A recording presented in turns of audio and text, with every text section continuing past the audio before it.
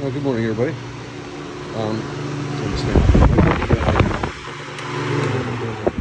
The reason I'm making this video real quick is to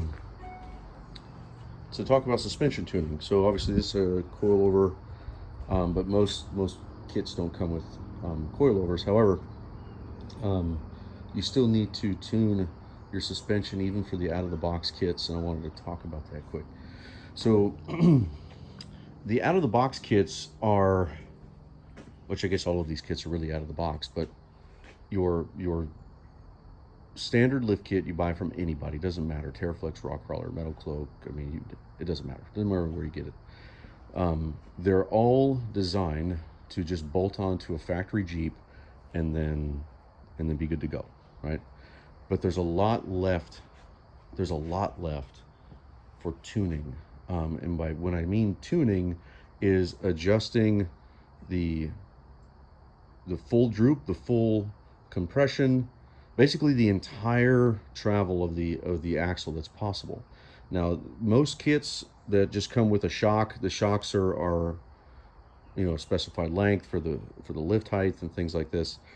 But the bump stops are really where most of the tuning is done, outside of spring rates and things like that. If you don't have to worry about the spring rate, if you're just using a standard coil spring and a bump stop, not too much anyway. But anyway, so for the out of the box kits, what you can do is basically cycle the entire suspension. The best way to do this is to take everything out, and then take the springs out. So take your coil spring out, the one that would usually go in the buckets there. Take the springs out, leave the shocks connected, and then cycle the suspension all the way up until you start hitting stuff. So you're going to jack the front axle all the way up into as high as it'll go. Okay, so take your bump stop off. Take your bump stop completely off, the one that came with your kit. Take the spring out. Then take this axle and shove it up as high as it'll go until it starts hitting things. So if it once it starts hitting things, if it's something that can be shaved down or cut off or whatever, let's say for example a bracket is rubbing on another bracket, right? You can make room, right? A lot of times you can just make more room, and this is how you can and this is how you can find the maximum amount of travel that your suspension will let you have. Things outside of that, like fenders, running a specific backspace wheel, all of that stuff comes into play as well, which is the reason why a lot of those off the shelf or out of the box kits that you can buy come with very specific measurements for bump stops and things like that, to protect everything else. So they have to build the kits for the masses, right? So for those of us that are a little bit outside of the masses, where you actually care about getting everything that you want, or everything that you can get out of the suspension you bought, take the springs out, take your bump stops off, leave the shocks connected so you can use the full range of the shock, jack the axle up as high as it'll go. Sometimes you'll run out of shock. It will be the problem, right? So you're going to want about an inch or so from the time the shock bottoms out. At that point, if you're not hitting anything with the axle and you still have about an inch or 3/4 of an inch of shock showing, take a measurement from the hard point, from where this black tube ends.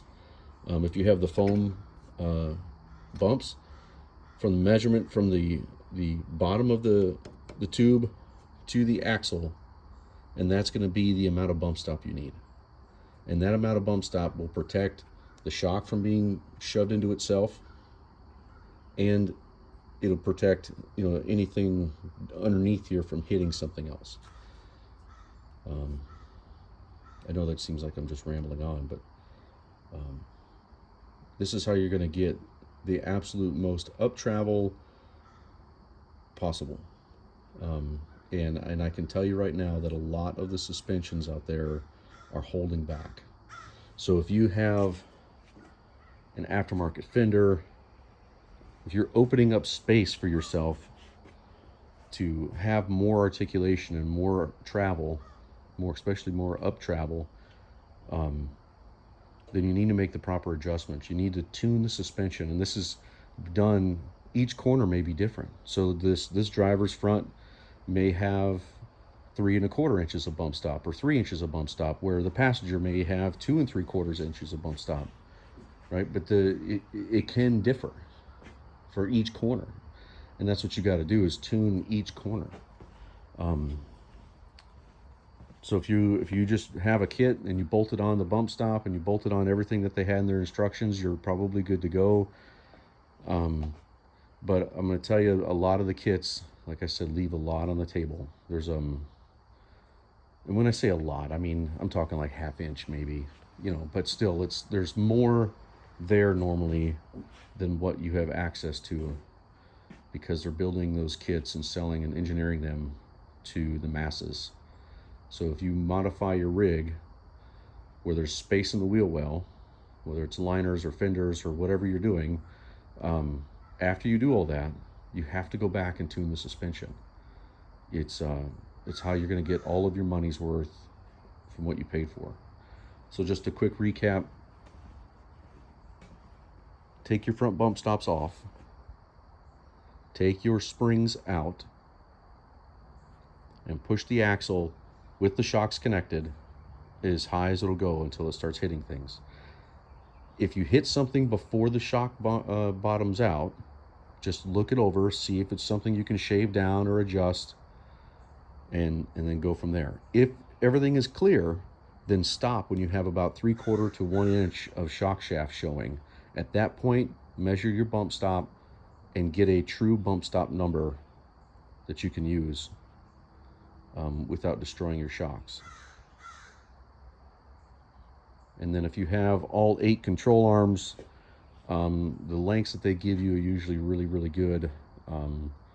But you can always squeeze, an extra 1/2 inch of wheelbase, maybe 1 inch of wheelbase, a 1/2 inch on each axle, by adjusting the lowers out.